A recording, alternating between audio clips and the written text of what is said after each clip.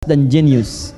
Kenapa disebut jenius cerdas? Karena akan menghadapi masyarakat, umat-umat yang cerdas tapi kebelinger.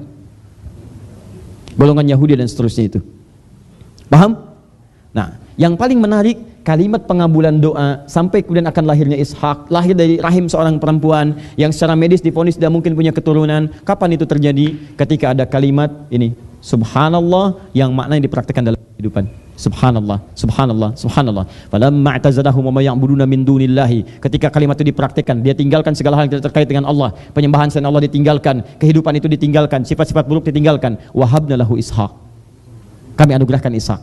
Bahkan hebatnya, setelah Ishak nanti akan muncul yang lain lagi. Ada Yakub, setelah Yakub ada Yusuf, setelah Yusuf ada terus sampai dengan ke bawahnya. Tuh. Poinnya bukan sekedar faktor keturunan semata. Tapi kalau Anda benar-benar mendekat kepada Allah, menjauhi segala hal yang tidak terkait dengan Allah, dekat dengan Allah, maka apa yang mustahil bagi Allah? Rizki? Bukankah keturunan gambaran dari rizki? Keturunan itu rizki, Pak. Dan bagian lain dari rizki itu, maaf, materi itu rizki. Ya, saya turunkan ayatnya kalau nggak percaya. Bismillah. Jazakallah khair. Semoga Allah muliakan antum dan kedua orang tua antum. Baik. Fokus ini. 1 Quran surah ke-3 ayat 37. Ditafsir dengan Quran surah ke-3 ayat 38 sampai 39. Kemudian diturunkan dengan Quran surah ke-65 ayat ke akhir ayat kedua sampai ayat ketiga. Awal ayat ketiga. Lihat. Saya tanya pada antum, tadi Nabi Ibrahim alaihissalam mendapatkan rezeki apa? Keturunan. Ishak ya namanya. Keturunan ini bagian dari rizki. Nah, di rizki ini anugerah besarnya, di antara turunan-turunannya bentuknya bisa keturunan. Bentuknya dari mana taunya rizki berupa keturunan? Quran surah 3 ayat 37 sampai 38 39. Ketika Maryam alaihissalam sedang beribadah kepada Allah Subhanahu wa taala di mihrabnya, Bismillahirrahmanirrahim. Tiba-tiba datang anugerah berlimpah. Makanan ada, makanan turunkan. Nabi Zakaria ngasih makanannya. Begitu dibuka pintunya, setiap dibuka sudah ada makanan, sudah ada pakaiannya, sudah ada semua kebutuhannya. Begitu kemudian beliau melihat itu semua, merasa aneh dengan itu semua. Saya yang ngantarkan, saya pegang kunci pintunya, tapi kenapa sebelum saya masuk sudah ada di situ? Bertanya, ya Maryamu anna laki hadza. Maryam, dari mana semua ini? Kan aku yang antarkan. Kenapa saat aku belum masuk sudah ada di sini? Siapa yang antarkan? Qalat huwa min indillah. Ia berkata, paman ini semua dari Allah. Belum selesai kalimatnya. Innallaha yarzuqu man yasha bighairi hisab. Sungguh Allah memberikan rizki kepada siapa yang dikehendaki tanpa batas. Rizki pada Maryam berupa makanan, pakaian dan kebutuhan. Nabi Zakaria melihat, oh kalau begitu saya pun bisa mendapati itu dari karunia Allah yang tanpa batas. Salat di mihrab itu, berdoa di mihrabnya. Begitu berdoa dalam salatnya minta rizki. Apa bentuknya? Keturunan. Ayat 38. Hudalika da'a Zakaria rabbah. Qala rabbi habli min ladunka dzurriyyatan thayyibah. Dzurriyyah keturunan. Innaka sami'ud du'a. Turun jawaban, fanadatul malaikatu wa huwa qa'imun yusalli fil mihrab annallaha yubashshiruka bi Yahya. Yahya, istrimu akan mengandung, melahirkan seorang bayi namanya Yahya. Jadi keturunan itu bagian dari rizki. Bagaimana cara meraih rizki dari keturunan ini? Di antara amalannya apa tadi? Zikir. Prakteknya meninggalkan segala hal yang tidak disukai oleh Allah. Jadi kalau ada misalnya divonis Anda secara medis, gak mungkin ini punya keturunan, gak mungkin begini, gak mungkin begitu, dekati Allah yang tidak punya batas dan tidak punya kemungkinan yang lainnya. Menurut manusia itu gak mustahil, ini gak bisa, tidak. Dekati. Cuma pendekatan itu bukan dengan kalimat lafaz saja, buktikan dengan keseharian. Ya Allah, bismillah, subhanallah, subhanallah, subhanallah. Setelah itu robah pola hidupnya. Tinggalkan segala hal yang tidak disukai oleh Allah. Yang haram tinggalkan, yang ini tinggalkan, kata-kata tidak baik tinggalkan. Dekati. Itu namanya berikhtiar dengan amal soleh. Tawassul dengan amal soleh. Itu yang disebutkan di Quran surah ke-5 ayat 35 itu paling kanan sebelah bawah. Ya ayyuhalladzina amanu taqullaha. Ya, awas, hati-hati. Hei orang-orang beriman, bertakwalah kepada Allah. Wabtaghu ilaihil wasilah, dan cari wasilah untuk memohon kepada Allah dengan amal-amal soleh Anda. Dikala Anda berzikir baik, dipraktekkan dengan amal soleh, lantas Anda berdoa, maka amal soleh itu akan mempercepat jawaban dari doa yang Anda kemudian harapkan itu. Banyak Pak Bu. Tapi bukan cuma sekedar, bukan cuma sekedar terkait dengan rizki keturunan. Ada makanan, bisa dalam arti makanan mencari, bisa pekerjaan.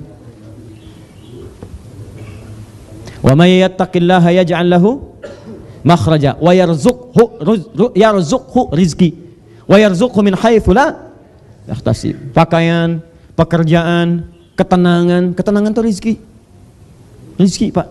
Buat apa kaya tapi gelisah terus kan gak enak. Coba ibu pilih deh, ibu ya, pilih kaya tapi gelisah atau miskin tapi tenang.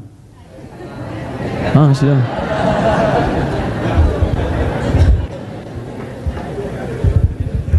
Jadi sebetulnya bacaan-bacaan ini bukan sekedar bacaan biasa, tapi wasilah. Ya, wabtaghu ilaihil wasilah, cari wasilah. Minta, bismillah, mohonkan. Paham sini?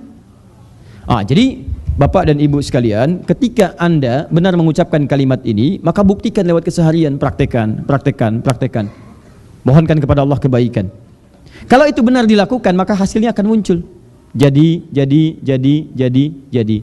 Demi Allah saya katakan, kalau sedang dalam kesulitan, ini ada konsep dalam hadisnya sahih bahkan di Al-Bukhari, panjang sekali riwayatnya. Kalau sedang dalam kesulitan yang sangat sulit sekali, coba berikhtiar dengan amal soleh. Ya, amal soleh itu bisa dengan tenaga masjid Pak, bantu-bantu apa aja, bersihkan misalnya macam-macam, bisa dengan harta benda, sedekah dan sebagainya.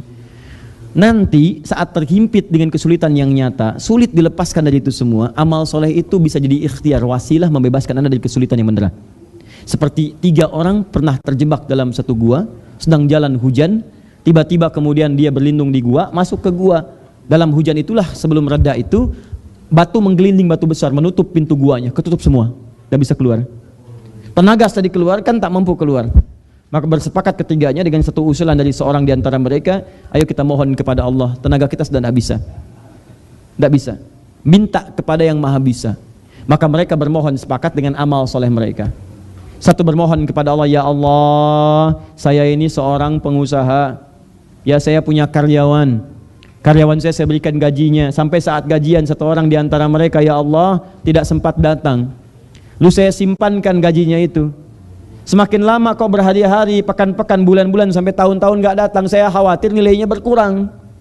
Karena berganti tahun nilainya hampir gak ada. Dulu 10.000 besar sekali, sekarang apa nilainya? Orang sekarang beli tempe aja $1, ya kan?